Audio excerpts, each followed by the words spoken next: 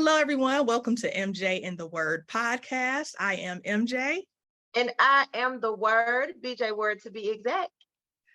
Thank you all for joining us. And so we are doing an interview style session today. And so I do want to give a quick warning because we are going to talk about some topics that could be a little sensitive.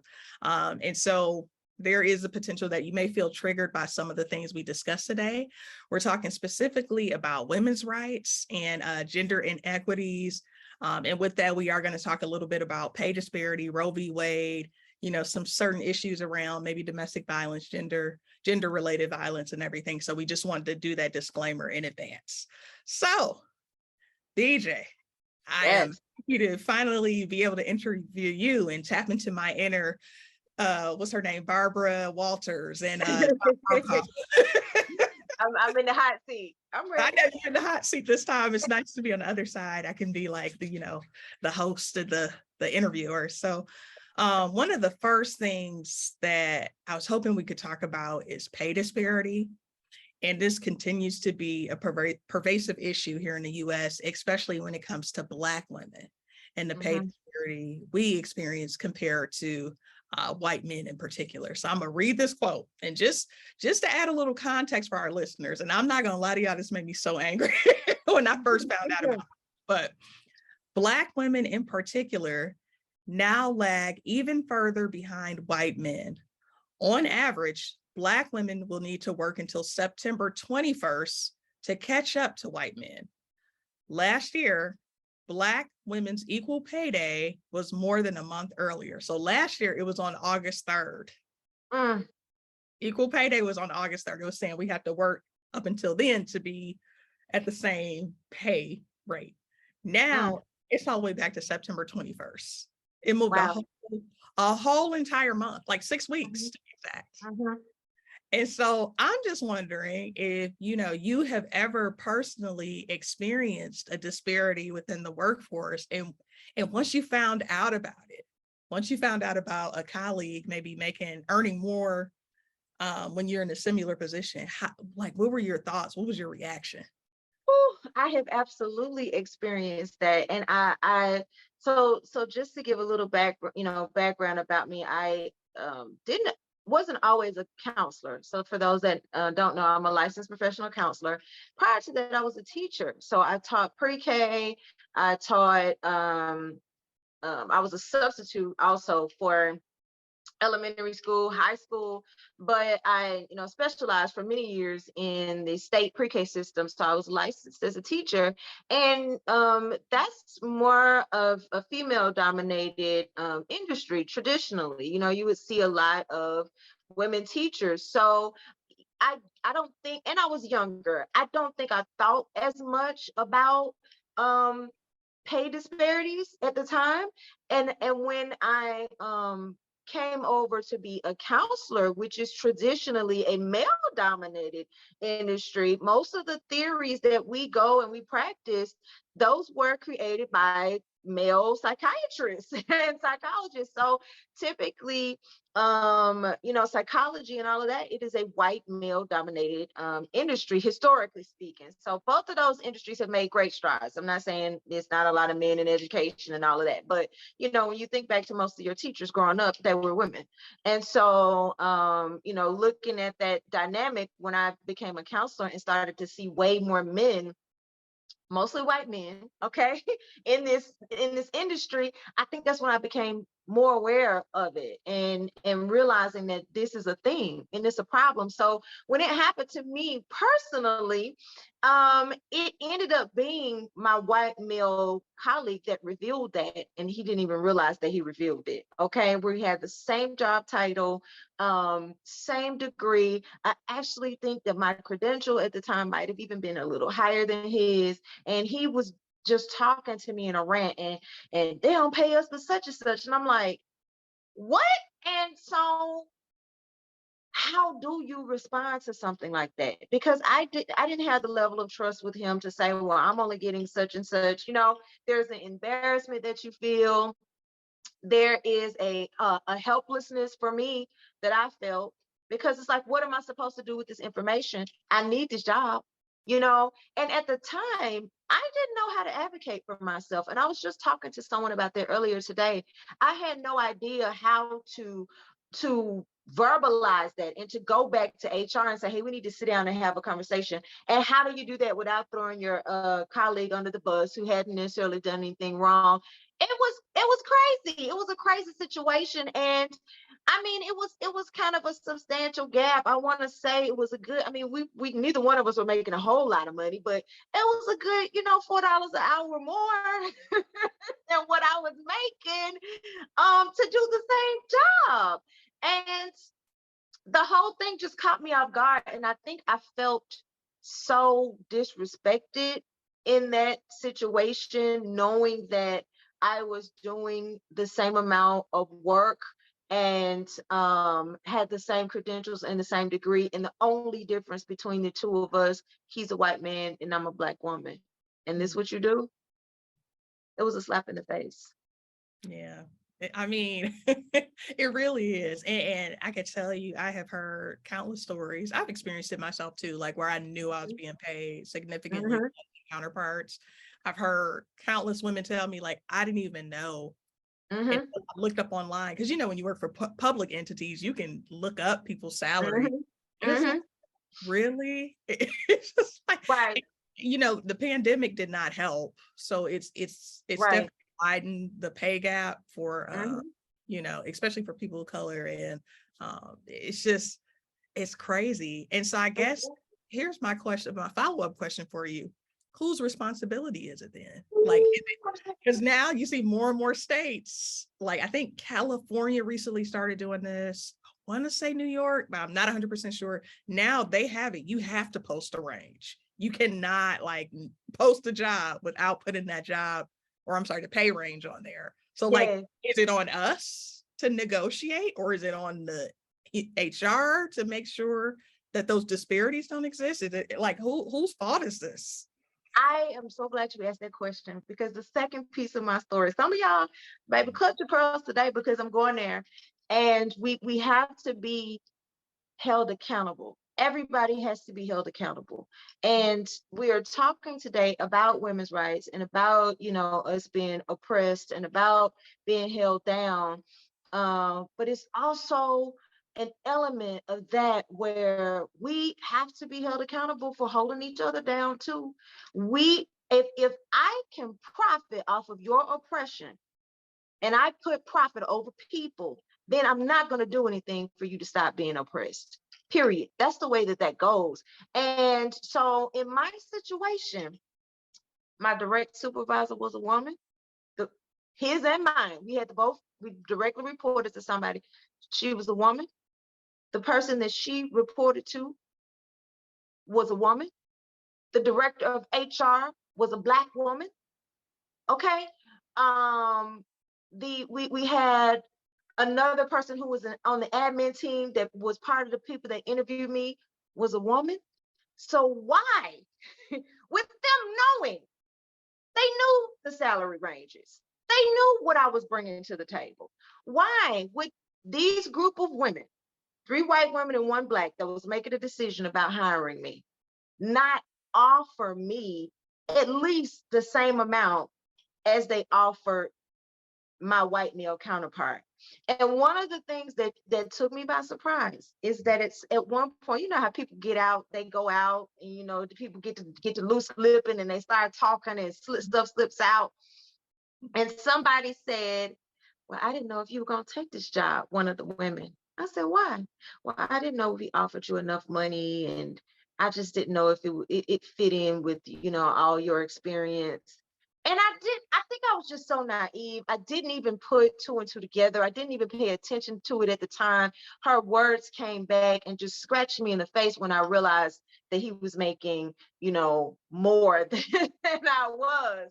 So I think there's an accountability um, for other women as well who are in positions to be able to do something about this, then you have a responsibility to do something about it. And also, I have to accept responsibility for the fact that I did not advocate for myself. I didn't even know how to do it. I'm still struggling with my own, being who I am. You don't want to be the loud Black woman in the room. You don't want to lose your job, because I need the job. I wasn't even paying that much. I needed the money. All right. But still, an extra whatever it was, $4, $5, an extra $5 an hour would have made a difference to me at that time. And so, just even as a starting point to offer that to me, I should have advocated for myself at that time. And that is something that I think, we as women, we have to start doing it. And Black women especially have got to get out of that fear of, I don't want to be the loud Black woman in the room. I don't want to seem like I'm causing trouble. Well, honey, you're going to seem like that. That's just the bottom line. When you walk in there with your natural hair, they have already made a decision about you. Okay. They have, some of them have sought you out because they know the trend of Black. If you want something done, you need to hire a Black woman to get it done. Some of them know that. They know what you bring to the table. The question is, do you know your own value, and do you know your own worth? So I think it's everybody's responsibility. It is everybody's responsibility, for real. Yeah, and you know what? I agree with you. And I think the most disheartening part of this information you just shared, I mean, all of it is disheartening. The fact that you were making that much less than your colleague, but the fact that there were so many women in positions of power that could have, helped fix that. Yes. Yeah. So, and that's something, I mean, this is a bigger episode for another day, but just talking about advocacy among women, like, are we our own worst enemies sometimes when it comes, could we help each other in terms of leveling the playing field and helping narrow the pay gap if we were advocating for each other more, especially those in positions of leadership. Right. But whenever you have a society where it's a profit over people mentality, if this sister's looking at the budget, and I can save this amount in the budget, and then maybe, my raise won't be affected later. If you're looking at it like that, if you're thinking from a poverty, standpoint of, well, if I give this to her, then what's gonna happen to me later? That is desperate thinking. That is broke ass thinking. Okay, that's what that is. And if you come from that standpoint, you're not going to make the sacrifice of advocating for somebody else, because you don't know if it's gonna affect your budget later or not. I mean, this was a huge company. I mean, huge. They weren't struggling for any money. They're not struggling for it now. But the question is, what does somebody else stand to gain by not helping you? If they stand to gain something by not helping you, then a lot of times people are not going to help you. If it calls for them to hurt it all or to sacrifice it all, they may not do it, and that's sad. Yeah, and that's a good point. We have to get beyond that. I mean, I know, and especially us living in a capitalist society, that the reality is we will probably always deal with some kind of pay inequity issues. And how we handle that is going to be an uphill battle constantly. But I mean, I don't know. I just feel like we live in a time where it feels like there is so much that has been revealed about things we need to change. And it could be because of the pandemic, it really heightened certain things. It's like, oh, and so that kind of leads into my next segue of Roe v. Wade, right? And so another huge topic. And I think everyone is pretty familiar with it, but I don't want to be presumptuous. So just for people who are not familiar, the Supreme Court overturned Roe v. Wade, and that is going to have an impact on a lot of people. And so whether pro-life or pro-choice, I mean, there's no denying, like, we cannot deny that this is going to affect a lot of girls and women. And so I'm curious too, like, when you think about the pay equity piece and then now the Roe v. Wade piece, like, what are your thoughts around that? And like, what do you think that impact is going to be like for women in our society?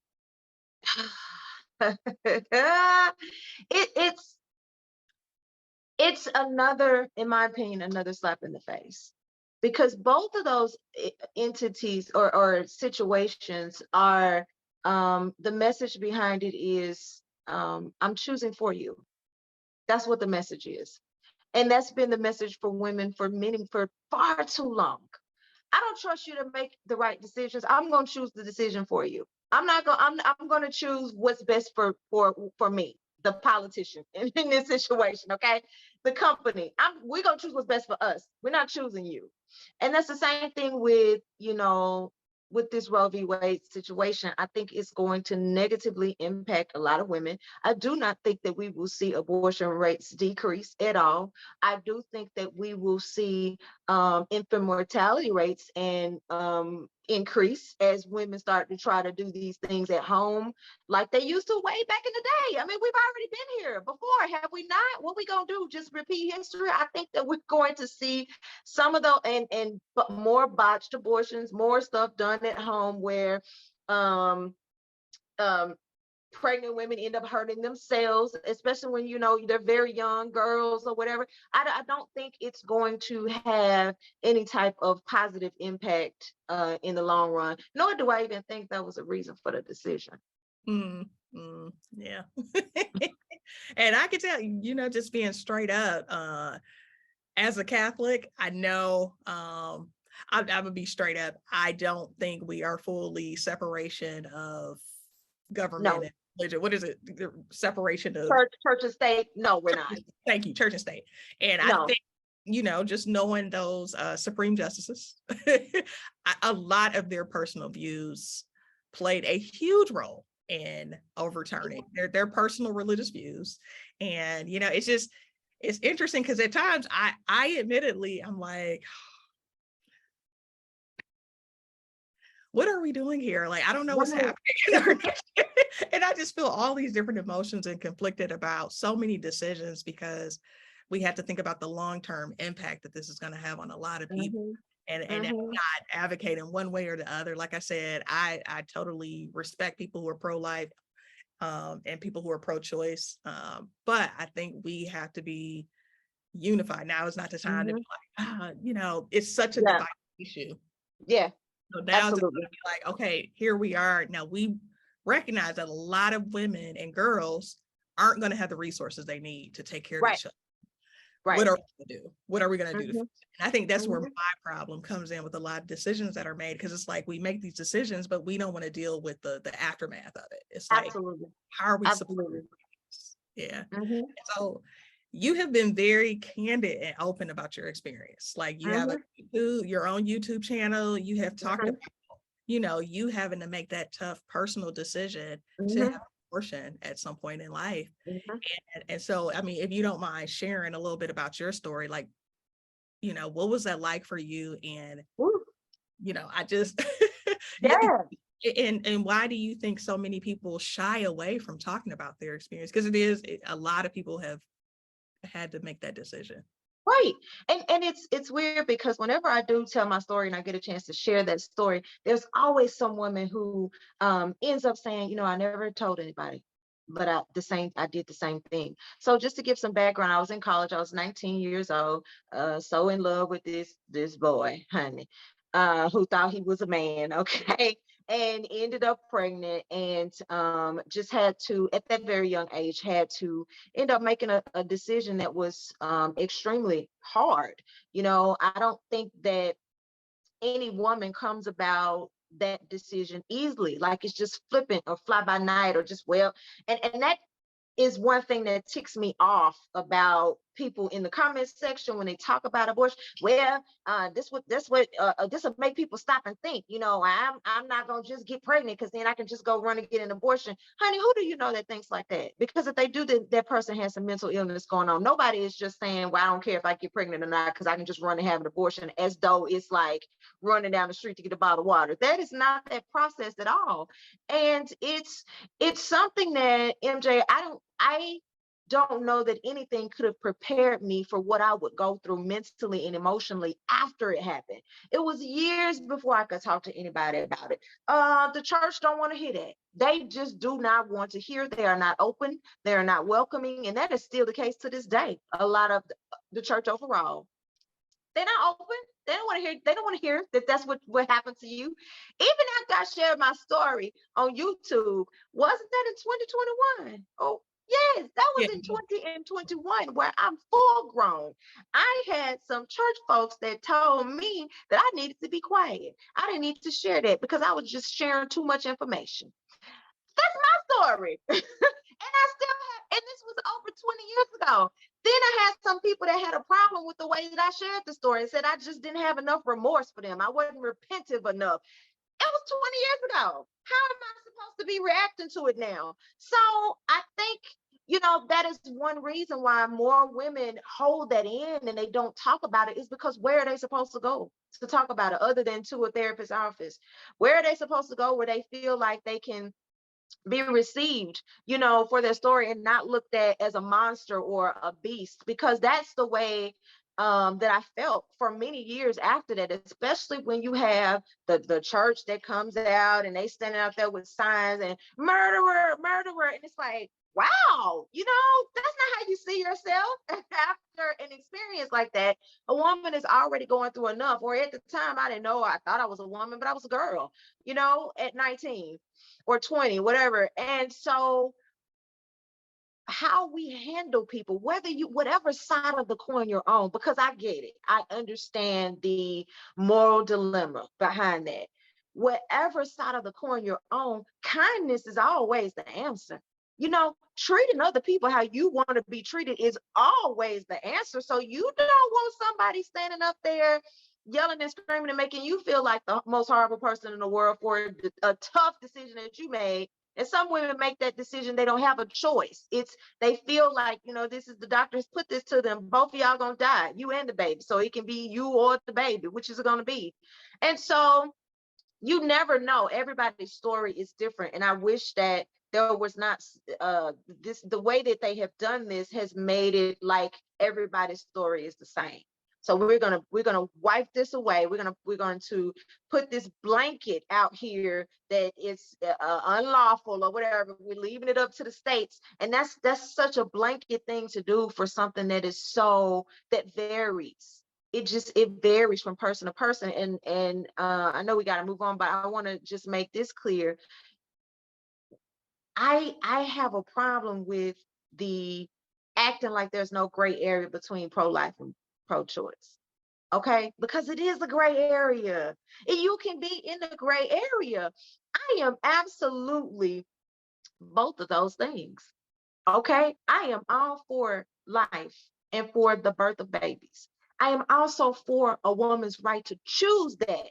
So I think people automatically believe that if you're pro-choice, that you're pro-abortion. Okay. And though that doesn't automatically equate. One thing does not automatically equate to the other thing, because you can be pro a woman's right to choose and also hope that she does not make the choice of abortion, or also think that that's the wrong choice to make. It's not about whether you're pro-abortion or not. It's about whether you believe somebody should make their own decision for what they do. That's what that's about. After having had one, I wouldn't recommend that for anybody because of what I went through mentally and how long it took me to forgive myself and to get over it and to let it go. It just took so long and it took so much out of me. So I wouldn't recommend it, but I would never sit up there and try to take away somebody else's chance to make the same decision. That's their choice. That's their right. So that's where I stand on that. You know what? I'm so glad you said that about the gray area, because, and that's the thing in our nation. If you notice, most people are kind of in the middle on a lot of stuff. And you have mostly moderates, but it doesn't seem that way because the loudest people are the ones on the other ends, right? The very Exactly. extreme this way, very extreme that way. Hmm.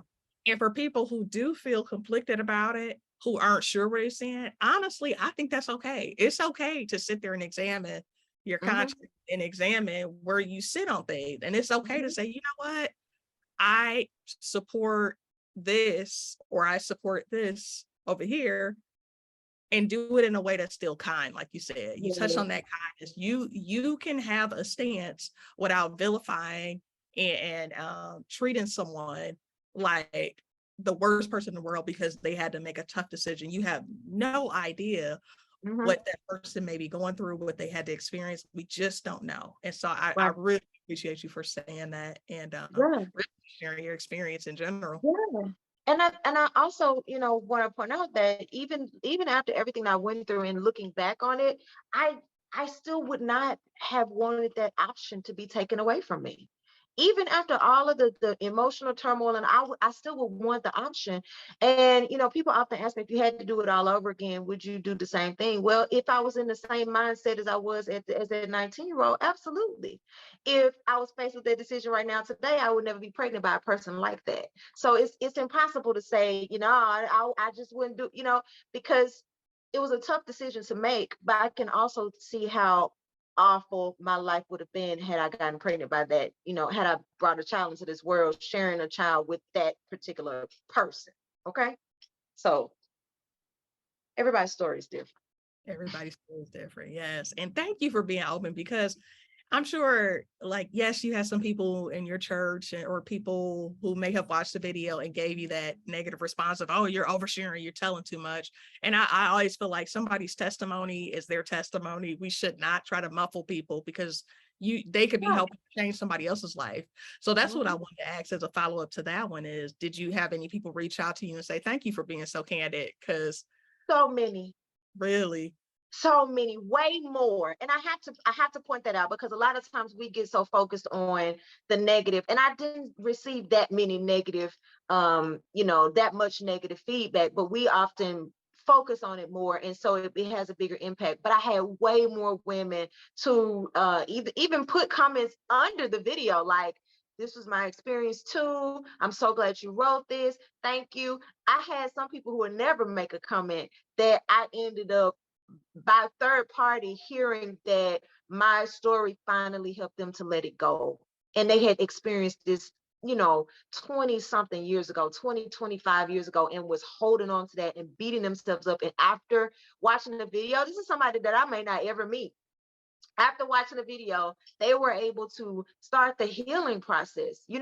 And so I always just say, like you said, my testimony is my testimony, but it is your way out. It's somebody else's way out. It's somebody else's light. So it's not for me to keep, it's for me to share. So I absolutely have no regrets, but the response to the video and how many women said that they were so thankful and grateful, that it was overwhelming, and it definitely wipes out anything negative. And even the people who have something negative to say, I mean, they got the right to say what they want. I just don't agree. there you go. Yep, I hear you. And you know what? I feel like no matter where you stand in terms of whether you're pro-choice or pro-life, I still think it's important to hear people's stories and their experiences. Yeah. And that's why I was like, I commend you, because that's not an easy thing to do. And so No, thank you it's for not. sharing your story, so that way we can all have a better understanding of what you Mhm. had to deal with as a person. Because at the end of the day, you are still a person, still deserving of love and all the things. So anybody Yeah. who comes with that hatred mentality of, oh, well, picket signs, Right. we're not rolling like that.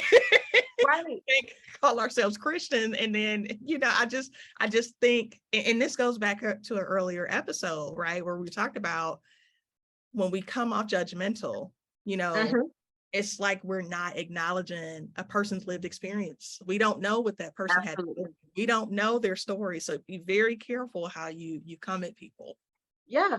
And it took me, I was 19, I was 41 when I put the story on YouTube. So it took that long for me to publicly come out with that. And I felt like it was a God thing. The timing of it was a God thing. As soon as I released that video, the news hit the streets about Roe v. It was within a couple of days, like something huge happened with Roe v. Wade, and I knew the timing of it was just perfect. So I try to remember that with anything that I go through, like, hey, this is somebody else's light. They need this in order to get out of the hole you just crawled out of. Yes, yes. And like again, I commend you. Thank you for sharing your story on that. And so Yeah. one of the last areas in terms of gender equity and women's rights is just thinking about gender-based violence and Hmm. assault, and like Me Too movement was it was no joke. It came in and exposed some stuff to the point where it was like, whoosh. We didn't even know half of that stuff was happening in Hollywood and in the music industry and some other industries and just in corporate America in Yeah. general. So many women came out like, oh, this happened to me. Mhm. And just thinking about all the other issues that we are still dealing with, like human trafficking, you got domestic violence, and just crimes Mhm. against women in general. You know, here in Memphis, we experienced the death of a really beloved teacher. She was Mhm. jogging and she was abducted, and then, you know, they took her life. And I'm just thinking, like, what can we do to get rid of some of this? Like what are we doing to protect women more? And you've been very open in the past about some of your experiences, particularly in relationships. Uh, Yeah. and, you know, as a therapist, you can speak to this much better than I can, but verbal and mental abuse is just as bad as physical abuse, you know, in a lot of situations. Sometimes it can be worse depending on what's being said. You know, if you have somebody like, oh, you should kill yourself, whatever it could be. Mhm. And so I know you've been in a situation where you had to deal with some verbal and mental abuse. Mhm. Mhm. What did you do to finally convince yourself to get out of that situation? And what would you advise other women on how to get out of those situations? One thing, and I want to say this too, you know, and you all can Google, but so that you can understand what you're experiencing yourself. But verbal and emotional abuse, we often use those words interchangeably, and they are slightly different. So verbal abuse is more about the language, you know, that a person is using. Emotional abuse, it can be verbal too, you know, they can put that in there, but it's got way more into it, like manipulation and, you know, all these tactics trying to make you think you're going crazy, you know, all of these different things can encompass emotional abuse. So, but a lot of times they do go hand in hand. But I just said that to say somebody can be using sweet language with you and still be emotionally abusing you. So don't think that because they're not using cuss words that they're not being emotionally abusive, because they very well could be. And I've experienced both. And I think one of the things that helped me to get out of those, because it was more than one, it was more than one situation. One situation I dated a narcissist, and I did not know at the time how horrible he was. Had I known everything that was going on, I think would have been easier for me to cut it off. I just know I was constantly chasing after his approval that I could never get, right? And was always made to feel like that was my fault. Okay, I was the problem, and so it was those mind games type of thing with that. And I think God came in and just cut that one off. But the situation where the man was more verbally abusive, um it was verbal and emotional, I guess, looking back on it. I think what helped me to get out of that was to first acknowledge what it was. And I think that that keeps you in it for so long when you are in denial. You know, they a good person, but he's a good person. They always have something good about them, you know. And I tell people all the time, baby, if you dig through a dumpster long enough, you're gonna find something usable in there. You can find a brand new chair to take home, but it's still a dumpster. It's still a place that holds trash. Okay. And so I think sometimes we're looking at the small little good thing in them and holding on to that, and we don't want to, in our minds, cast them off as a bad person. Right? I have people even say this in therapy, and they go through all of this and they say all these things, and then they sum it up with, but he's not a bad person, but she's not a I don't want you to think that they're a bad person, and we're in a way still protecting them. So for me, it was just acknowledging this is abusive. Like, and what the final chord was, he was so mean, MJ, and it was unprovoked, completely unprovoked. Like we could be having a good time one minute, and the next minute he's yelling and screaming at me to the top of his lungs for nothing. It could be something as simple as the alarm went off on my phone. We're watching a movie. Why don't you cut you got that I'm on alarm on? And it's like I didn't even real like how am I, you know, it could be somebody texting me or a phone call. How am I supposed to be able to control that, you know, or think, oh, the phone is on silent. We're at home watching a movie. We not.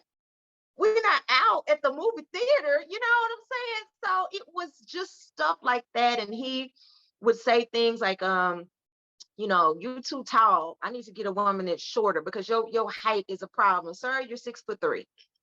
Y'all can't see me, but I'm 5'6". I guess that's tall for a woman, but hey, stuff like, my breasts were too big. I was gonna end up with breast cancer because my breasts were just too big. I eat too much. I'm fat.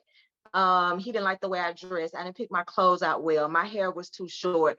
All of the things, And one day when I was at his house and he went off on me, he was going off so bad. I felt like it's like I knew if I did not get out and get away from him, this was the segue to where he was gonna start hitting me. I could just tell. And I left out of that apartment and I was running down the stairs as fast as I could, and he's like, why are you acting like that? Come back here, and chasing me. And I got to my car and there were some things of his that he had in my car. And so I started just throwing the stuff out far, like across the field, like so that I could get him to get away from my car, and I'm just pitching this stuff. And I told God right then, I said, Lord, as I was going down the steps, if you just let me make it down these stairs, I will never deal with this man again. And so for me, that was the defining moment of, girl, okay, he been emotionally abusing you and verbally abusing you all this time. This is it right here. I felt like he was about to push me down the stairs. That's how harsh that encounter was. And I think the first step was just acknowledging that this is really happening. Yes, I'm really abused. I'm being abused. And let me just say this to you, sis, or men that's listening to this, whoever, if that's a thought in your head, is this person verbally or emotionally? Am I being abused? If you're thinking that, then just run there on the side of caution and say yes. Okay, don't wait on any further proof. Don't second guess yourself, because that's not something that should ever be a question in your mind, is whether or not somebody is abusing you. Yes. Yeah. Wow. I'm kind of getting emotional just thinking about it, because to go through that, and then it seems like it's harder to leave. Like that's the hardest part. Like after convincing yourself for so long, like, oh, but he's really a good person deep down. Mm-hmm. To me, it takes so much courage to walk away. And I have so much Mm-hmm. admiration for you and any woman who has had to Mm-hmm. deal with domestic violence, and just thinking Mm-hmm. about, wow, especially if you're in a place where you feel beaten down, you may not have the Yeah. same self-confidence. It's even harder to walk away when you feel Yeah. like your self-worth is not there. And so for Yeah. you to do that, I'm like in awe of you and so many other women who have had to just make that hard decision of, Yeah. can't do it anymore. And I think, it makes it even harder when you feel like the world has an image of you.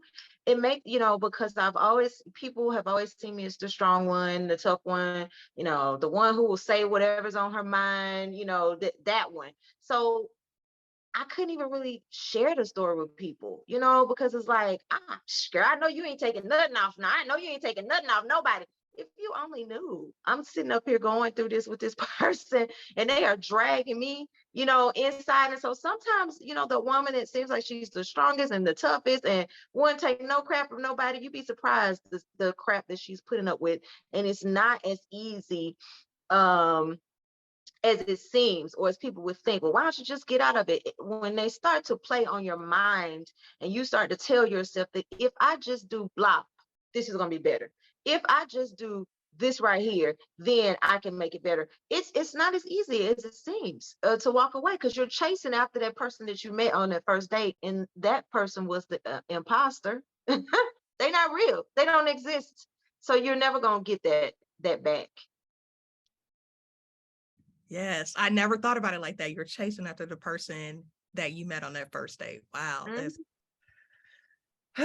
so I guess to just, when you think about all that's going on in terms of women's rights, gender equity, like everything we discussed about the pay disparity, we discussed Roe v. Wade, and we discussed this need to continue to protect women in these various situations.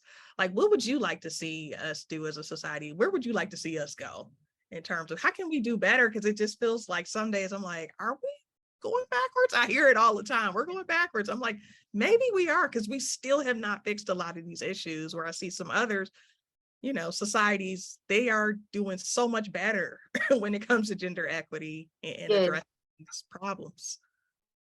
I promise you, society be making me so tired. I have to take social media breaks because even just thinking about this, like I almost start tearing up when you even ask the question, because it's, can we just treat other people how we want to be treated? It's just so simple. It is such an easy thing to do. It's the one thing that's the easiest. It's the one thing that we won't do. And I would love to just see us move in a direction where people just treat everybody the same way they want to be treated. It's not enough anymore to say treat somebody how you want your mom to be treated, or your sister or your daughter. That used to be enough to say, but it's not anymore. Because so many people, like I said, profit off of oppression. And so I would just love to see everybody treat other folks how they want to be treated, and to treat women like human beings. And that goes for everybody. Women have to treat other women like human beings, like somebody that has the right to feel safe in their own mind and in their own space, in their own finances, in their own workspace. Like, we have the right to safety and security.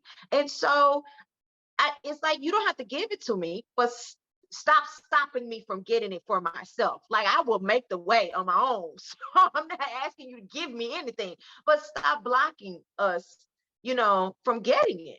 And it's just ridiculous that we aren't able to do that. But the sad reality, MJ, is that pain is the most profitable thing in our society. Pain is profitable. You make money off of other people's pain. Mm, Think about that. Even just thinking about health wise, our society makes way more money off of a sick person than they do a healthy one. yeah, that's They true. make money off of divorce. A lot of times you make more money off of a divorce and somebody getting child support. The government gets more money off of that than off of two people who just get married and live happily ever after. They not getting a cut from that.